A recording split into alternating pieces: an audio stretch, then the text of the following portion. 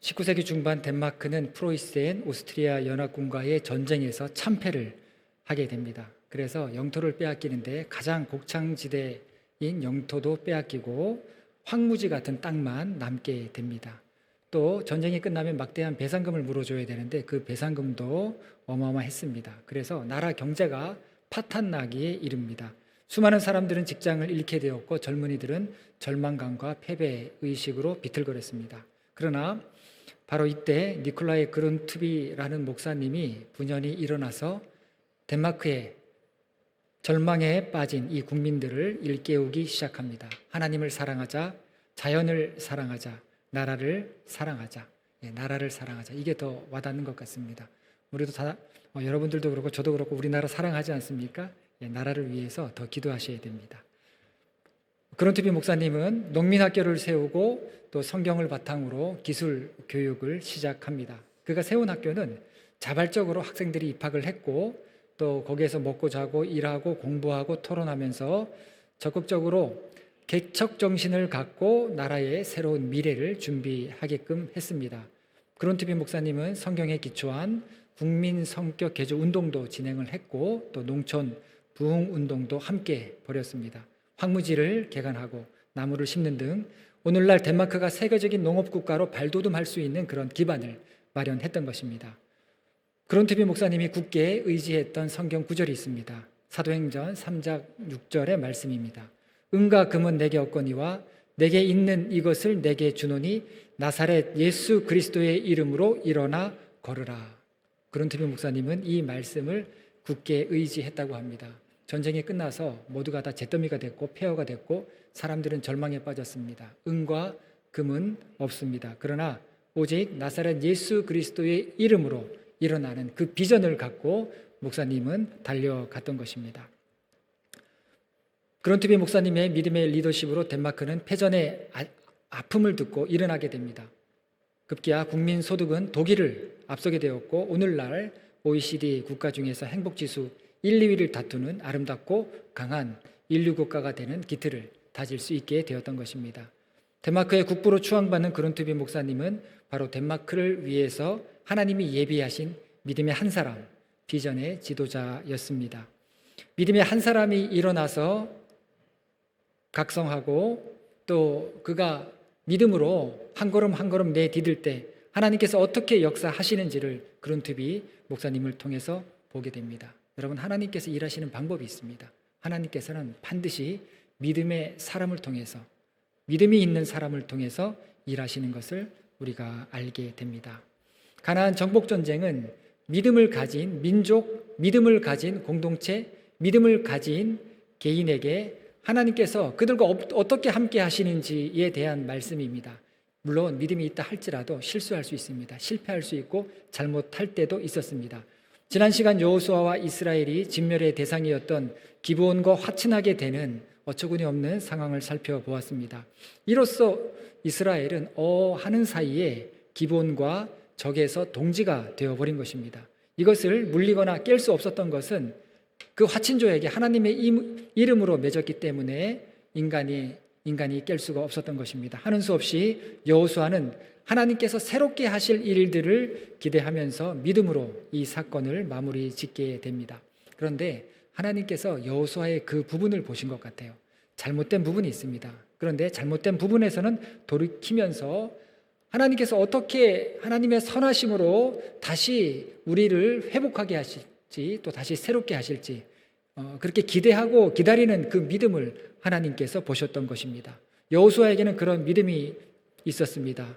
고도의 위장술로 이스라엘을 속였을지라도 여호수아는 기브온을 자기 생각대로 함부로 다루지 않습니다. 속은 걸 알고 다른 사람들이 기브온 사람들을 죽이려고 할 때도 이들을 막아섭니다.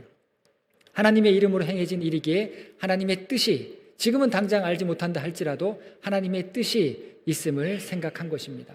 여러분, 그래서 하나님께 맡기셔야 됩니다. 은혜도 하나님께서 주시고 축복도 하나님께서 하시고 심판도 하나님께서 하십니다. 모든 것이 하나님께로부터 오고 또 모든 것이 하나님께서 행하시는 일인 것입니다. 하나님께 맡기는 그 믿음이 바로 살아있는 믿음인 것입니다. 하나님의 이름으로 기브온과 이스라엘은 이제 한 배를 타게 되었습니다. 하지만 가나안 족속과 기브온은 졸지에 동지에서 적이 되어 버립니다. 기브온이 이스라엘과 화친을 맺은 것은 가나안 족속들의 입장에서는 웃으면서 등 뒤에 칼을 꽂은 그런 일이 되는 것입니다. 이토록 친밀한 배신자를 그냥 둘 리가 없습니다. 가나안 다섯 부족은 이스라엘보다 기브온부터 먼저 제거하려고 공격하기 시작합니다. 1절과 1절에서 4절까지 말씀인데 우리 함께 같이 읽어보겠습니다. 시작. 그때에 여호수아가 아이를 빼앗아 진멸하되 여리고와 그 왕에게 행한 것 같이 아이와 그 왕에게 행한 것과 또 기브온 주민이 이스라엘과 화친하여 그 중에 있다 함을 예루살렘 왕 아도니 세덱이 듣고 크게 두려워하였으니 이는 기브온은 왕도와 같은 큰 성임이요 아이보다 크고 그 사람들은 다 강함이라.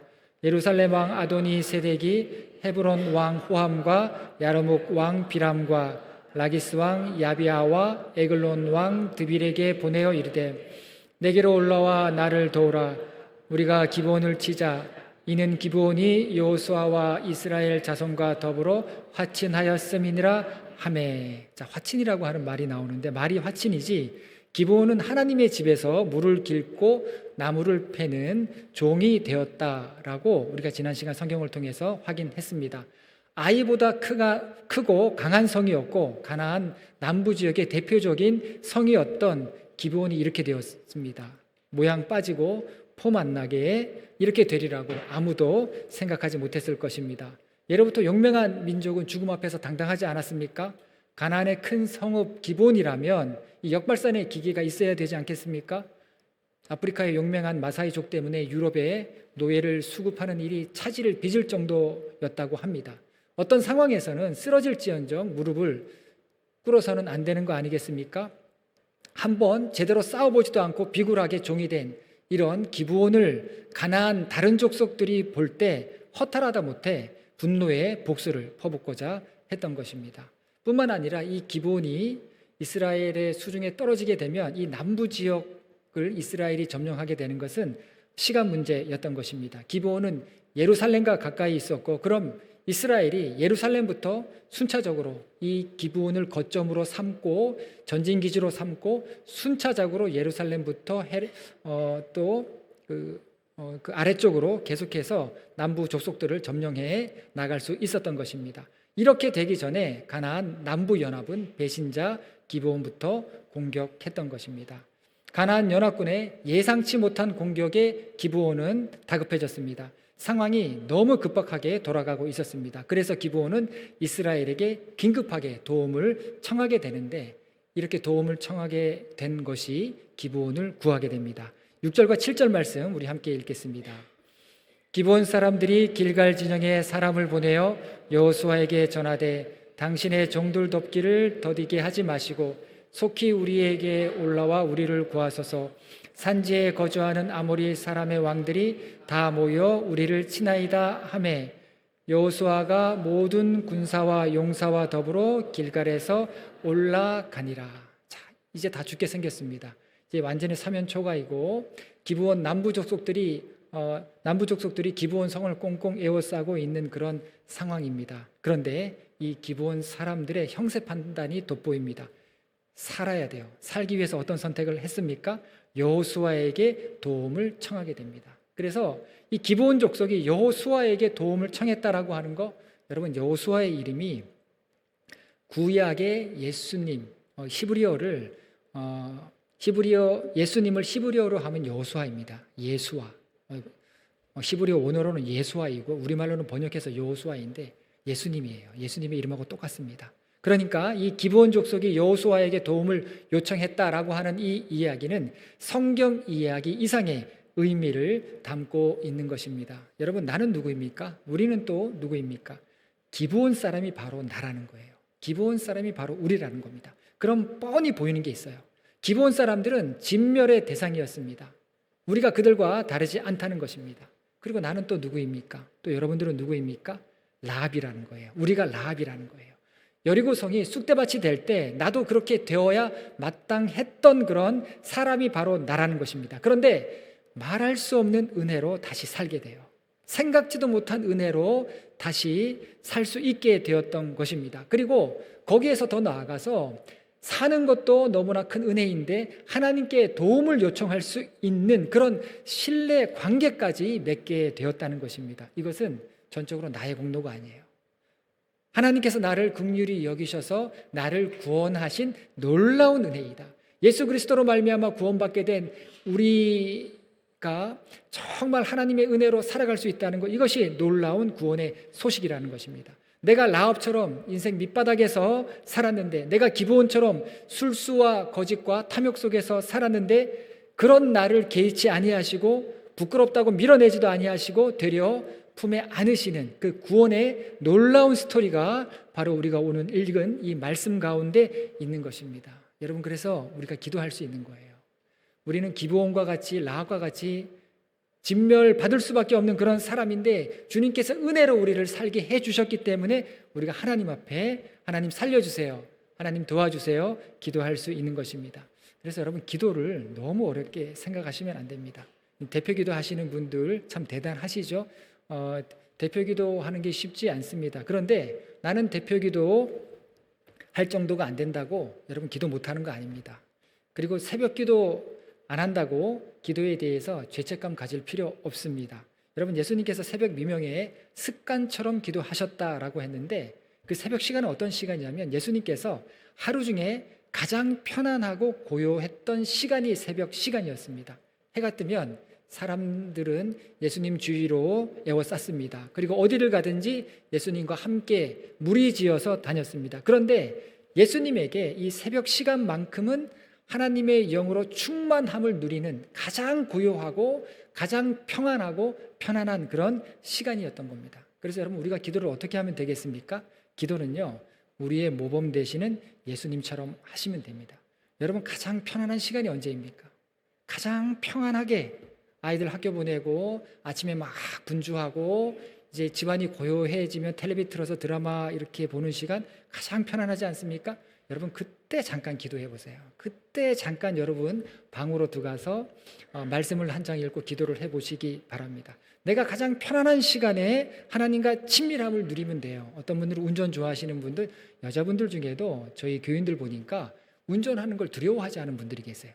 뭐 부산까지도 이렇게 다녀오시는 분들이 계시고 운전하는 거 굉장히 좋아하시는 분 많은데, 여러분, 운전하면서도 기도할 수 있습니다. 여러분, 많이 걸으시죠? 산책 많이 하시죠? 산책하면서도 기도할 수 있습니다.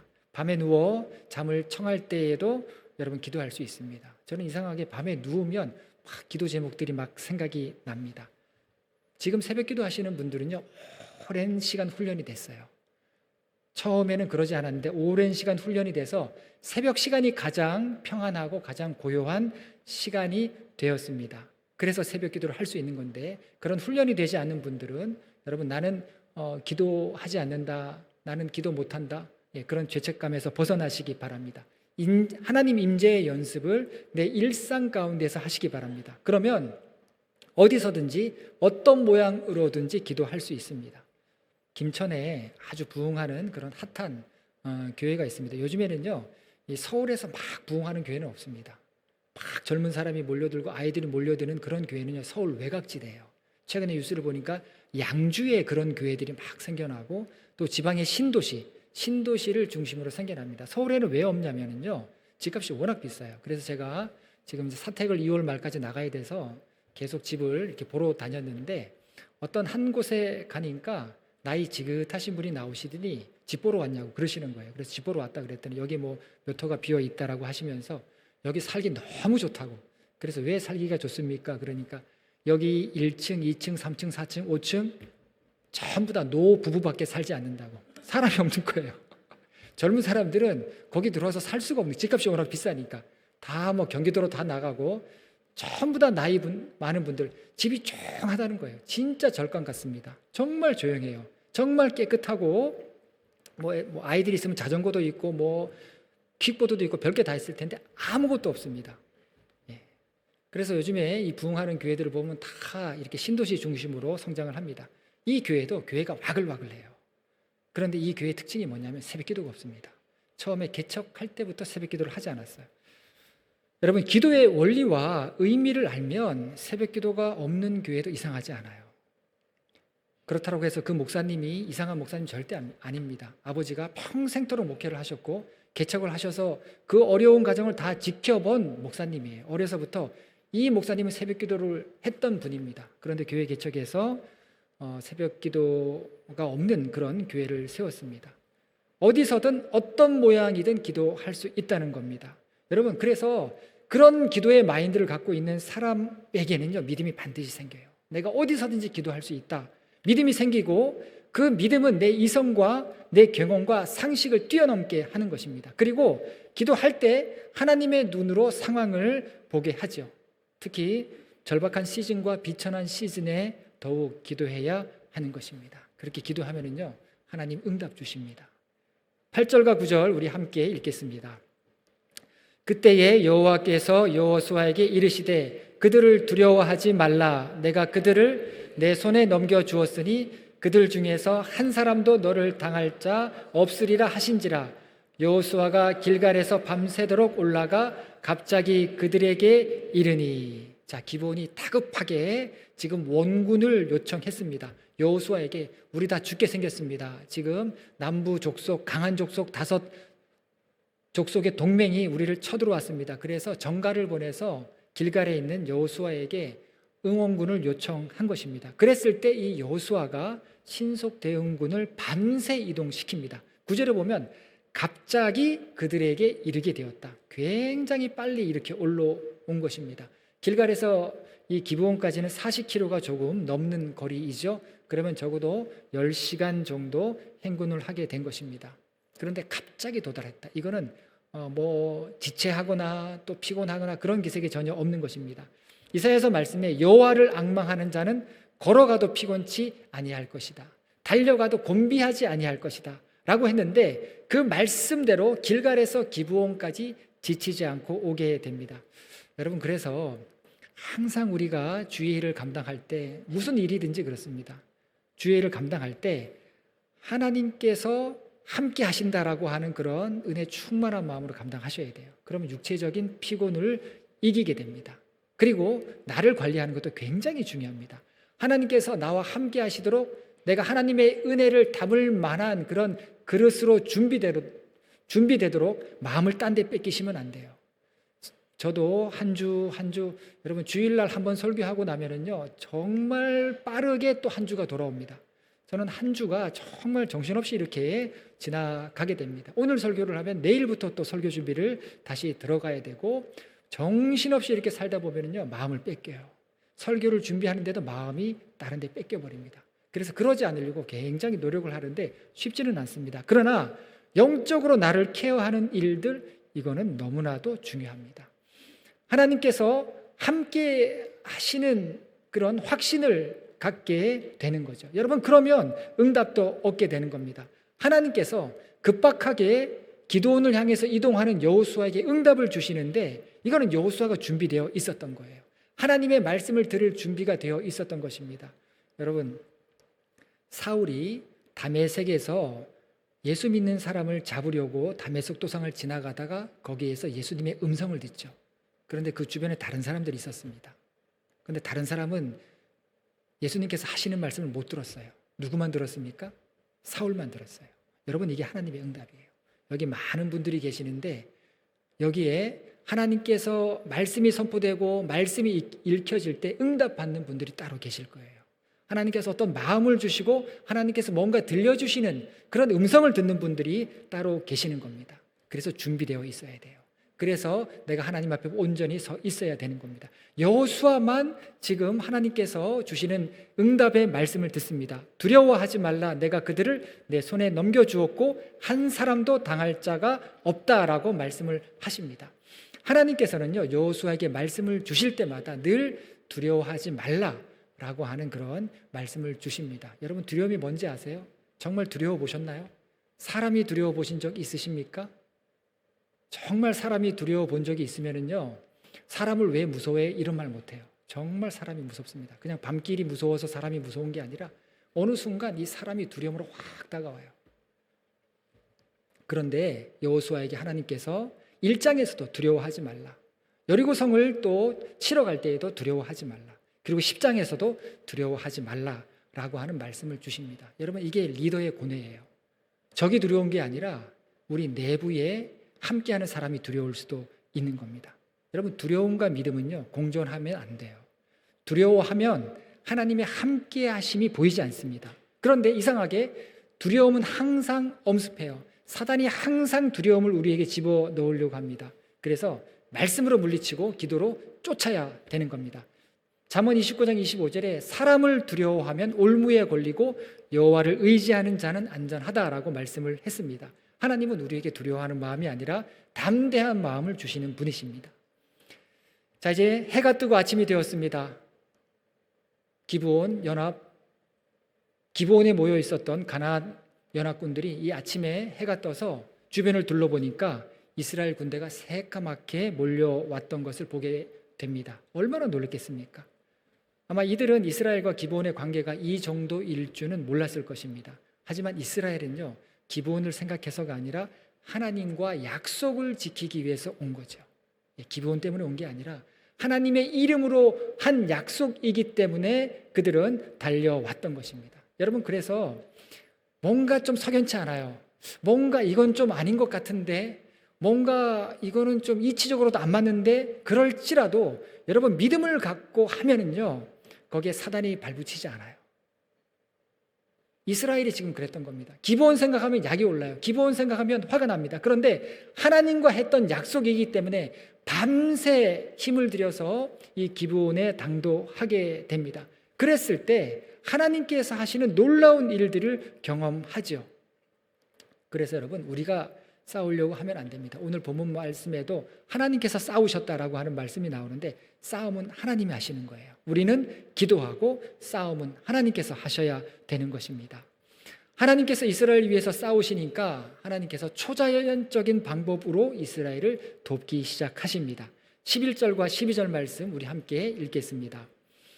그들이 이스라엘 앞에서 도망하여 벳토론의 비탈에서 내려갈 때에 여호와께서 하늘에서 큰 우박덩이를 아세가에 이르기까지 내리시매 그들이 죽었으니 이스라엘 자손의 칼에 죽은 자보다 우박에 죽은 자가 더 많았더라.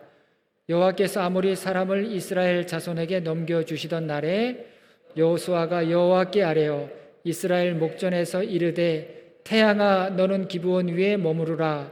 달아 너도 아얄론 골짜기에서 그리할지어다 하매. 전투가 시작됩니다. 싸움이 시작됩니다. 근데 상대가 안 돼요. 상대가 안 됩니다. 싸움이라고 하는 거, 이거는 적개심으로만 이길 수 없는 것이죠. 승리하려면 유무형의 전력을 갖추어야 하는데, 이스라엘은 거기에다가 하나님의 도우심이라고 하는 영적인 전력까지 갖추었던 겁니다. 가나안 연합군대는 주랭랑 칠 수밖에 없죠. 자, 그렇게 주랭랑을 칠 때 하나님께서 하늘에서 우박을 내리십니다. 지금 이 지역은요, 산지 지형이에요. 수요 성경 공부하신 분들 이스라엘 지형 기억나시죠? 광야 지역이 동쪽으로 있고 서쪽으로는 해안 평야지대이고 그 가운데 산악지대가 있습니다. 이스라엘 도시들은 다 산악지대에 있어요. 해발 800m 이상의 이스라엘의 큰 도시들이 다 있습니다. 거기 어느 남부 지점에서 지금 전투를 하고 있는데, 이 이스라엘 산악지대는요, 서쪽에서는 지중해에 습한 바람이 불어오고 동쪽에서는 아주 건조한 바람이 불어와서 이상 기류가 만들어지는 그런 곳입니다. 그래서 비가 와요.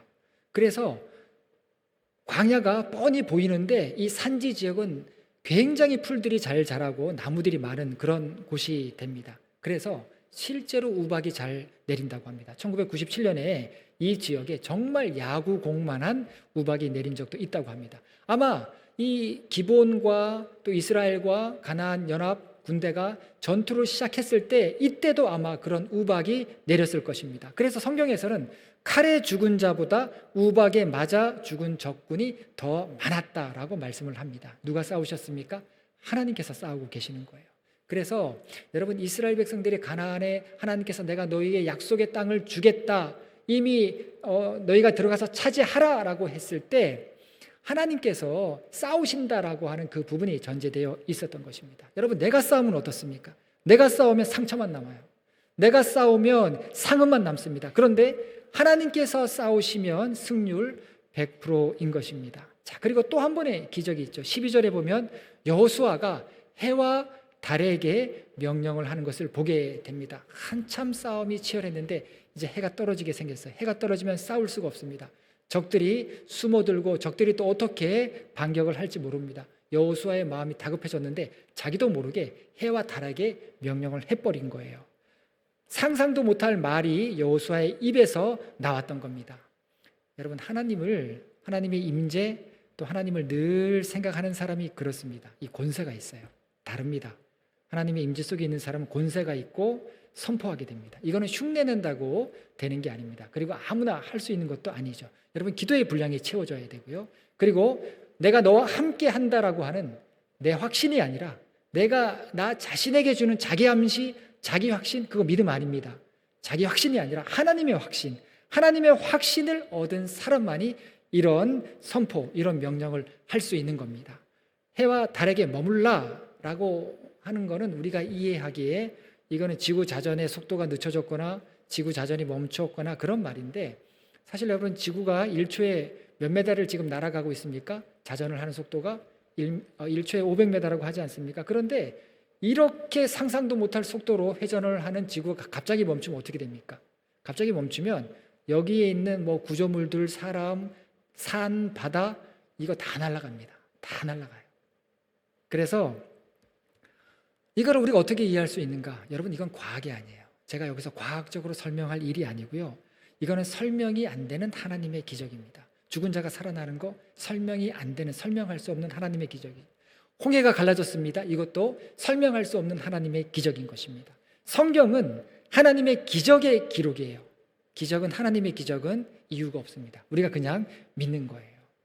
우박이 내리고 해와 달이 멈추는 기적이 일어나면서 가나안 남부 연합은 한꺼번에 무너지게 됩니다. 16절 이하의 말씀을 보면 남부 연합이 무너지면서 그 나머지 도시들을 여호수아가 어떻게 점령해 나갔는지를 증거하고 있는 것을 보게 됩니다. 자, 그러고 보면은요, 모든 것이 다 하나님의 계획 속에서 이루어지는 것을 보게 됩니다.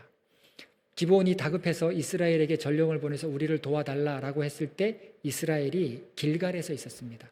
길갈은요, 성경에서 여러 군데가 나옵니다. 그런데 여호수아서의 대표적인 길갈은 요단강 근처의 길갈입니다. 거기에 기념비를 세웠죠. 그런데 여호수아와 이스라엘은 요단강 근처의 길갈이 아니라 에발산 근처의 길갈에 있었습니다. 아마 요단강 근처에 길갈이 있었으면 못 올라왔을 거예요. 여기는 극경사입니다. 해발고도 1000m 이상 되는 산악지대를 올라와야 돼요. 그러면 밤새 못 올라옵니다.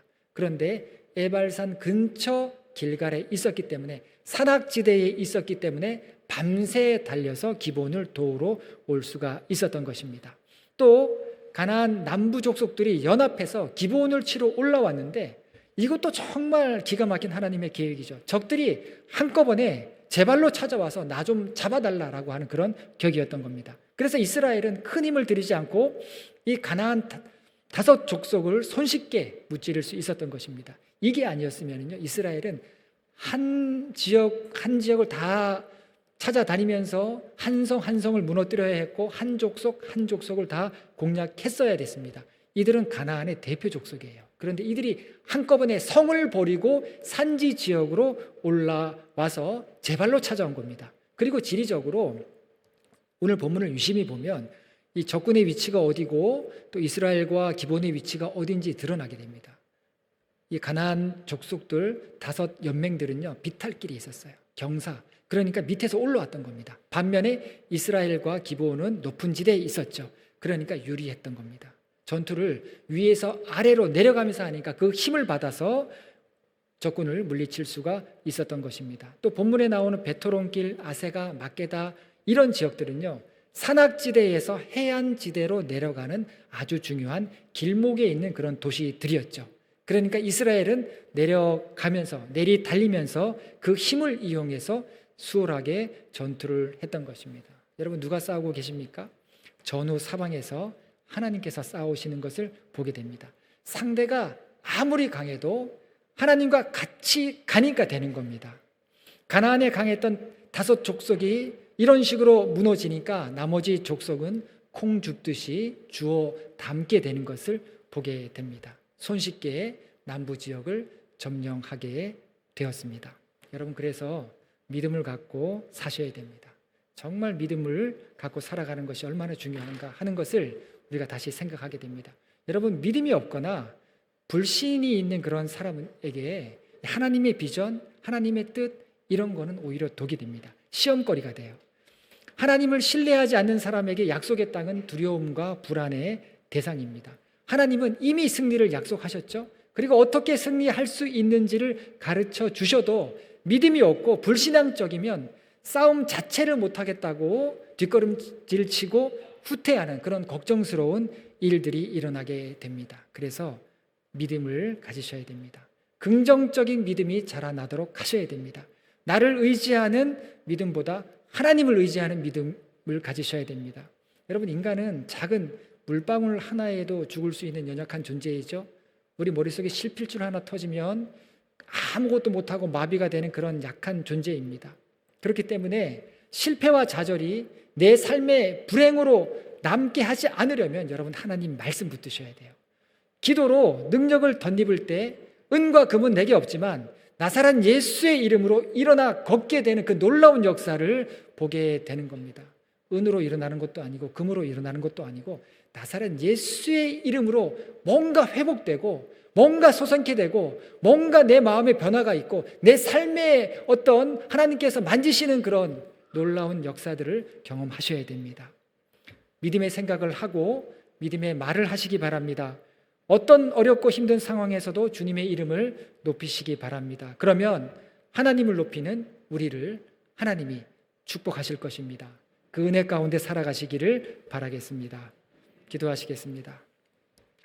하나님, 우리와 함께 하시는 줄로 믿습니다. 하나님, 내 눈에 보이지 않는다고 하나님은 없다라고 생각하지 않게 하시고 내 눈에 보이지 않을지언정 나의 배후에서 나를 도우시고 나와 함께 하시고 내 삶에 앞서 행하시는 하나님을 영의 눈으로 바라보고 그 하나님을 의지하며 믿음으로 살아갈 수 있는 저희들 되게 하여 주시옵소서. 예수님의 이름으로 기도합니다. 아멘.